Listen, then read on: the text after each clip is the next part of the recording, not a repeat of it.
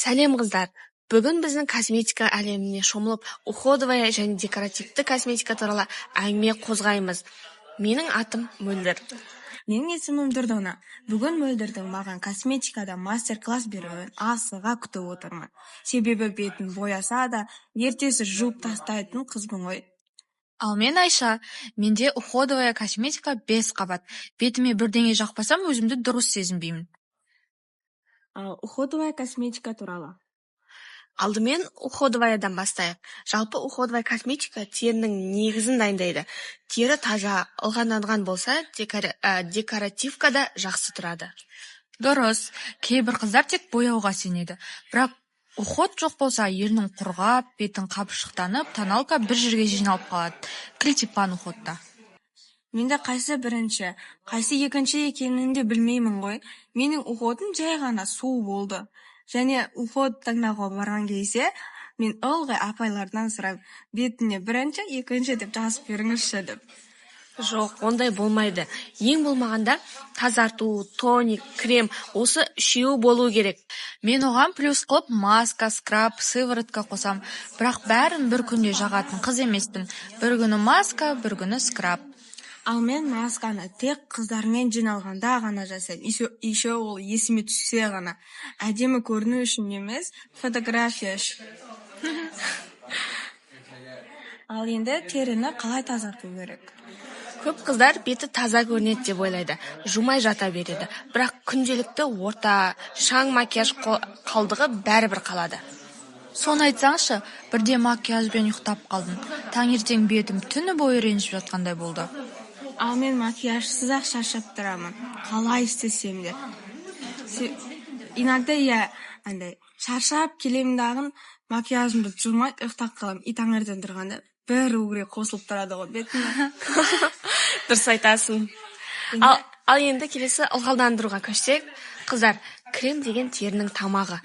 Қарапайым кремнің өзі көп нәрсе шешеді. Иә, әсіресе қыста бет құрғап кетеді. Крем жақсаң, тері жұмсартып, тоналкада әдемі жатады. Менде крем бар, бірақ кейде жата берсем, бетім ылғалданған сияқты сезіледі.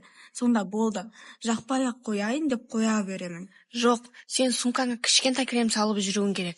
Бет деген капризный, құрғаса ренжіп қалады. Декоративті косметикаға көшейік. Жарайды, уходты түсіндік. Енді декоративканы талқылайық. Қыздар, бірінші не, тон ба? Әрине тоналка. Бірақ оны көп жағып маска сияқты қылып тастаудың қажет жоқ. Жеңіл, табиғи болғаны жақсырақ. Мен бірде тоналканы көп жағып, айнаға қарасам, өмірімде бірінші рет өзімді танымай қалам ой. Сосын контуринг, хайлайтер, румяна дегендер бар. Бірақ бәрін бірге жағып, концертке шыққандай жүрудің қажеті жоқ. Я, жеңіл румяна, азап хайлайтер болғаны сол. Енді қаспен және теріне айта кетсек. Қас деген беттің рамкасы. Қасың дұрыс тұрса, бетің толық жинақы көрінеді. Мен бұрын қасымды тым қара қылып бояп ала беретінмін. Қазір суреттерімді көрдім. Ой, шошимын ғой ана суреттерден. Қалың да емес, тым жұқа да емес, табиғи форма болғаны дұрыс. Ал енді ерінге келсек, қыздар, ең жақсысы ылғалдандыратын бальзам. Ерін құрғаса, помада әдемі жатпайды. Ал енді макияждағы қателіктерді айта кетейікші. Қыздар, ең үлкен қателік тоналканы мойынға түсірмей қою. Бірде бетім ақ, мойным қара болып көшеге шығып кетіппін. Я, ондай көшеде сөйтіп жүретін қыздарды көп байқаймыз ғой қазір. Тон міндетті түрде мойынға да жағылуы тиіс. Тағы бір қате тым көп пудра. Бет бірден ұнға ұнатып алғандай көрінеді. Болды, түсінікті. Енді макияжды қалай дұрыс алып тастау керек? Макияжды алып тастау макияждан да маңызды.